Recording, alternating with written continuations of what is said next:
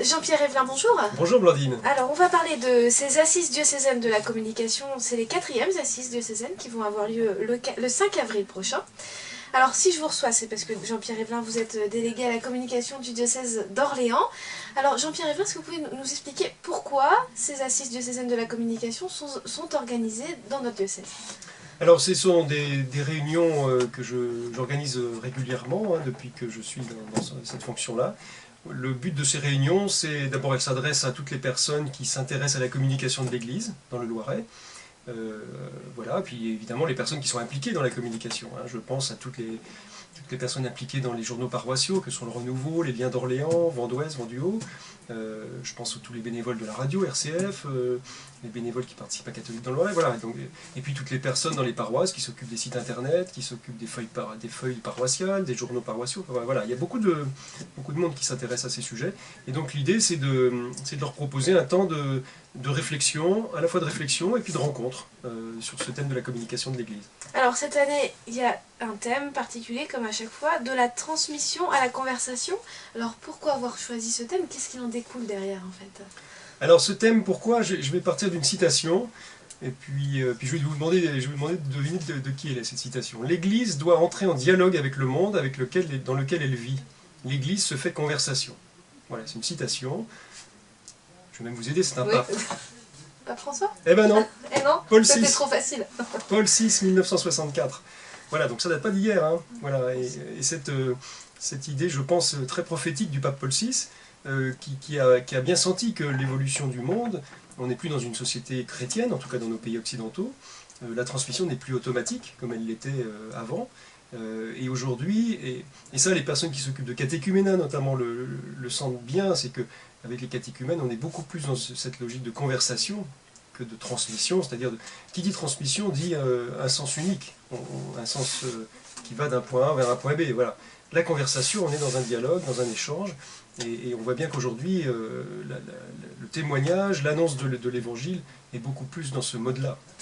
Alors, autour de ce thème, il va y avoir l'intervention d'un invité, Frédéric Fonfroide. Alors, pourquoi avoir choisi cette personne? Qu'est-ce qu'elle va apporter de particulier à ces assises, en fait?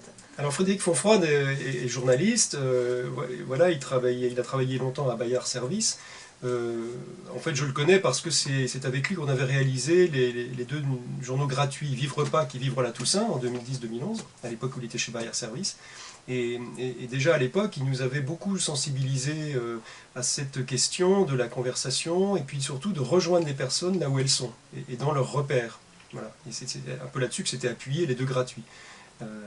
Voilà, depuis, Frédéric Fonfroide a monté son agence de communication qui s'appelle Kaoline, et puis j'étais resté en contact avec lui, et voilà, et dans un échange récent, on s'est rendu compte que d'abord lui ça l'intéressait de participer, et puis que je pense qu'il a quelque chose à nous apporter, donc il fera une intervention de type tout à fait apport, pour nous faire réfléchir, pour nous faire rentrer un peu plus dans cette réflexion de transmission de conversation. Alors, en deuxième partie, il va y avoir votre intervention, Jean-Pierre Evelin. Mieux connaître nos concitoyens du Loiret, c'est un petit peu la thématique de votre intervention. Comment ça va s'articuler exactement? Oui, parce qu'à partir du moment où on veut entrer en conversation avec les gens, c'est-à-dire pourquoi on veut entrer en conversation? C'est évidemment pour leur annoncer le Christ, pour leur annoncer l'Évangile. Mais à partir du moment où on veut être en conversation, qu'est-ce qu'il faut pour entrer en conversation avec une personne? Il faut d'abord savoir où je peux la rencontrer. Où est-ce que je vais la trouver? Voilà. Et puis il y a une deuxième chose, c'est qu'il faut que j'apprenne à parler sa langue, que je parle la même langue que cette personne. Bon, voilà, c'est des conditions. Alors c'est des conditions d'ailleurs que les missionnaires, toutes les congrégations missionnaires connaissent bien. Les missionnaires qui, il y a quelques années, partaient en Afrique, dans le Grand Nord, voilà, ils commençaient par ça. Rencontrer les gens et puis apprendre à parler leur langue. Bon. Alors qu'est-ce que ça veut dire aujourd'hui, dans notre monde d'aujourd'hui? Savoir où les rencontrer, c'est savoir qui sont ces personnes et comment est-ce qu'on peut entrer en contact. Donc ça suppose de rentrer un peu dans une certaine typologie de personnes. Donc voilà, une approche un peu de type un peu sociologique, mais simple. Alors c'est vrai que du coup je me suis mis à réfléchir un peu à cette approche-là, et à partir d'un certain nombre d'études chiffrées, et puis de réflexions que j'ai croisées avec plusieurs personnes, j'en suis arrivé voilà, à définir une certaine typologie de personnes, en fonction de leur rapport à la foi, par exemple. est-ce qu'il doit à la messe ou pas à la messe, est-ce qu'il se déclare catholique ou pas catholique, etc. Et donc j'en suis arrivé à une forme de typologie. Et puis après, à partir de cette typologie, ce qui est intéressant, c'est de se dire, ces personnes-là, quel est leur rapport à la foi? Et donc, comment est-ce que je peux entrer en conversation avec ces personnes? Il est clair qu'on ne va pas annoncer le Christ de la même façon à quelqu'un qui vient à la messe régulièrement, et puis à quelqu'un qui ne vient qu'une fois par an. Ou à quelqu'un qui a été catéchisé, mais qui a quasiment plus de souvenirs de ça, et puis quelqu'un qui est engagé dans l'Église.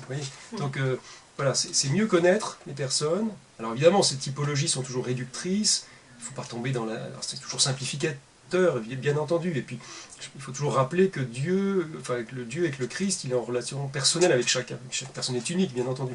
Mais ces typologies ont le mérite de nous mettre dans cette attitude d'ouverture à des personnes et de se dire, voilà, comment est-ce que j'apprends la langue? Donc on rappelle que ces journées, bien sûr, elles sont ouvertes à large jeu public, pas que des personnes engagées dans notre diocèse. Oui, tout à fait. Toutes les personnes qui s'intéressent à cette thématique de la communication de l'Église, bien entendu, c'est complètement ouvert. Oui. On rappelle à nos auditeurs quelques informations pratiques, comment venir, le lieu, la date, l'horaire. Oui, alors tout à fait. Alors pour s'inscrire, d'abord, le site du diocèse, orléans.catholique.fr. Il reste des places. Bien sûr, c'est en page d'accueil, donc c'est facile à trouver, assise de la communication. Un formulaire d'inscription en ligne, pour que je sache qui vient, le nombre de personnes, pour que je puisse organiser concrètement les choses. Ça se passe samedi 5 avril, la matinée, entre 9h30 et 12h30, et c'est à la Maison Saint-Aignan. Voilà, et je précise pour ceux qui connaissent la Maison Saint-Aignan qu'il y a possibilité de se garer au parking du séminaire qui se trouve derrière. Et voilà, donc j'enverrai aux personnes inscrites toutes les indications pratiques. Orléans.catholique.fr, on rappelle, pour s'inscrire. Voilà. Merci beaucoup Jean-Pierre Eblin. Merci Blandine. Bon.